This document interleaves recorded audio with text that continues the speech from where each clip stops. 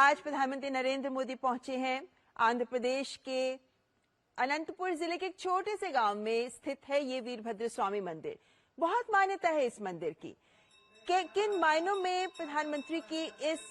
दर्शन और पूजा अर्चना को रेखांकित किया जाए, क्योंकि प्रधानमंत्री यजमान के रूप में इन दिनों विशेष तौर पर अयोध्या के राम मंदिर में प्राण प्रतिष्ठा के लिए जो यजमान के तौर पर वे पूरे देश को प्रतिनिधित्व उनके निमित्त वहां भाग ले रहे हैं, उसके मद्देनजर वे विभिन्न यम नियम का पालन कर रहे हैं, जिन्हें वेदों में शास्त्रों में कड़े नियमों का कहा जाता है कि उनका पालन करना होता है। और हम प्रधानमंत्री के इस मंदिर में भगवान के दर्शनों के लिए पहुंचने को उससे जोड़कर देख सकते हैं, क्योंकि इस मंदिर को लेकर भी जैसा बताया जा रहा है कि ये स्कंद पुराण में कहते हैं दिव्य क्षेत्र है, तो वहीं रामायण के वक्त के भी कुछ अवशेष हैं जो रामायण की कथा से जुड़े हुए हैं, जो इस मंदिर में पाए जाते हैं।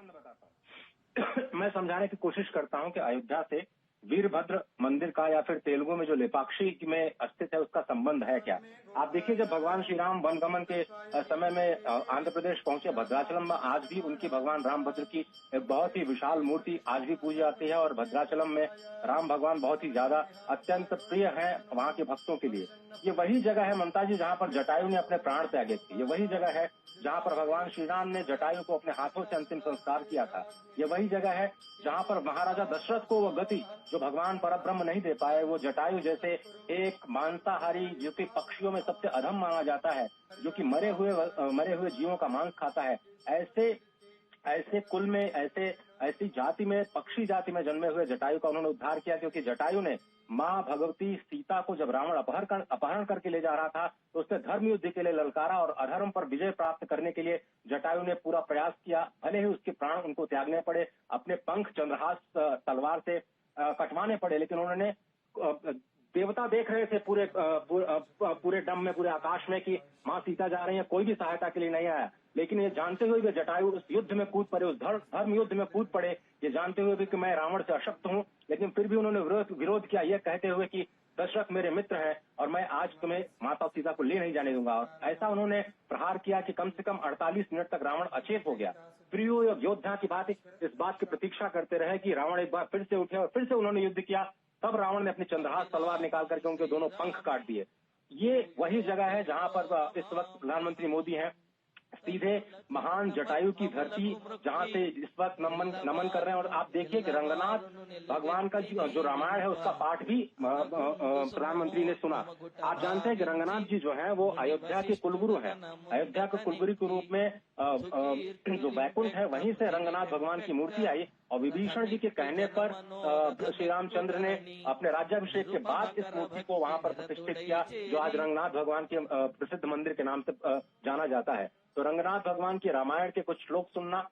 इस जगह पे लेपाक्षी मंदिर में वीरभद्र जो कि भगवान शिव के अवतार माने जाते हैं, गढ़ माने जाते हैं, वहां पर जो कि सबसे बड़े वैष्णव है भगवान राम के, उनके साथ पूजा अर्चना करना, ये सीधे आप अयोध्या से जोड़ करके देख सकती हैं। जिस तरह से काले राम मंदिर में महाराष्ट्र में उन्होंने नासिक में वही किया रामायण से जुड़ते हुए, क्योंकि अयोध्या में भी काले राम का मंदिर, नासिक में भी काले राम का मंदिर, इसी तरह से आंध्र प्रदेश में भद्राचलम राम और यहाँ पर अयोध्या में राजाधिराज श्री राम, इन दोनों का हमारे साथ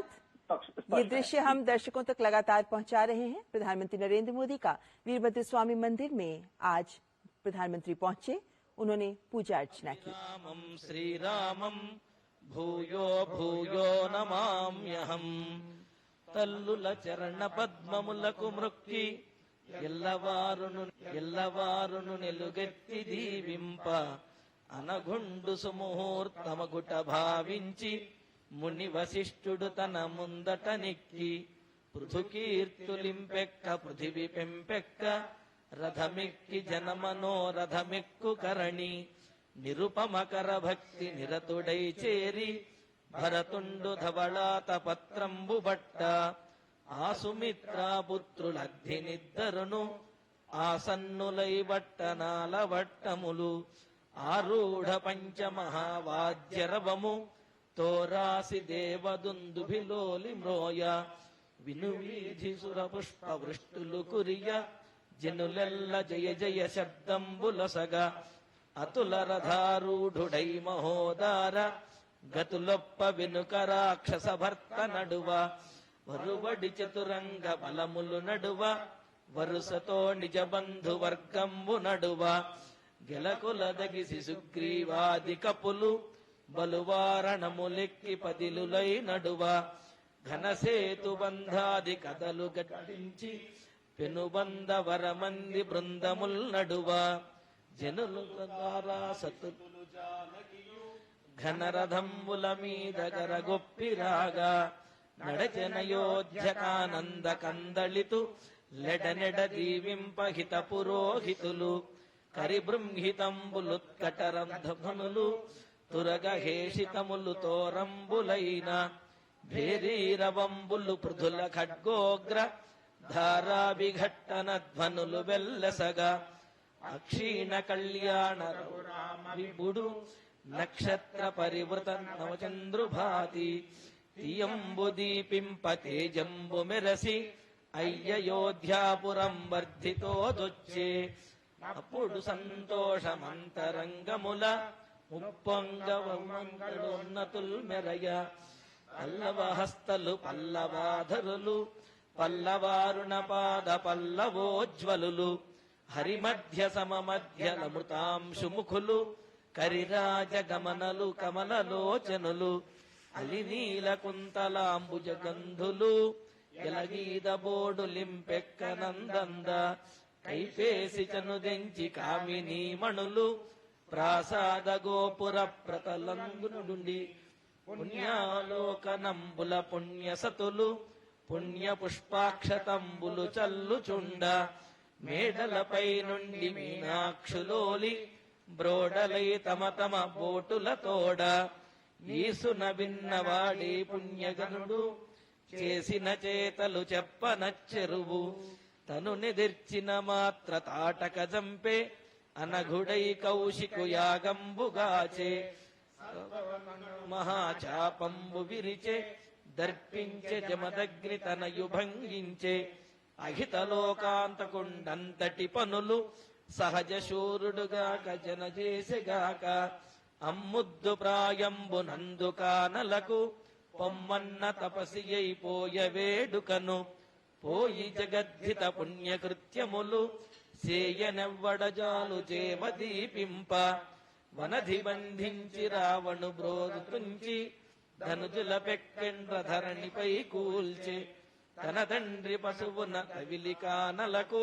మునివృత్తి చనునాటి ముద్దు ప్రాయంబులు ఈ పెద్ద చందంబులెన్ని చందముల దీపించుచున్నవి తెలియజూచితిరే పర్జన్యునవలీల భంజించి మరల దర్జించి ಅನುಕ್ಷಣದ ಸುದ್ದಿಗಳಿಗಾಗಿ ವಿಸ್ತಾರ ನ್ಯೂಸ್ ಯೂಟ್ಯೂಬ್ ಚಾನೆಲ್ ಸಬ್ಸ್ಕ್ರೈಬ್ ಮಾಡಿ. ಹೊಸ ಸುದ್ದಿಗಳ ನೋಟಿಫಿಕೇಶನ್ಗಾಗಿ ಬೆಲ್ ಐಕಾನ್ ಕ್ಲಿಕ್ ಮಾಡಿ. ಲೇಟೆಸ್ಟ್ ಅಪ್ಡೇಟ್ಸ್ಗಾಗಿ www.vistaranews.com ವೆಬ್ಸೈಟ್ಗೆ ವಿಸಿಟ್ ಮಾಡಿ. ಅಂಗೈಯಲ್ಲೇ ಜಗತ್ತಿನ ಸುದ್ದಿ ತಿಳಿಯಲು ವಿಸ್ತಾರ ನ್ಯೂಸ್ ಕನ್ನಡ ಆಪ್ ಡೌನ್ಲೋಡ್ ಮಾಡಿ.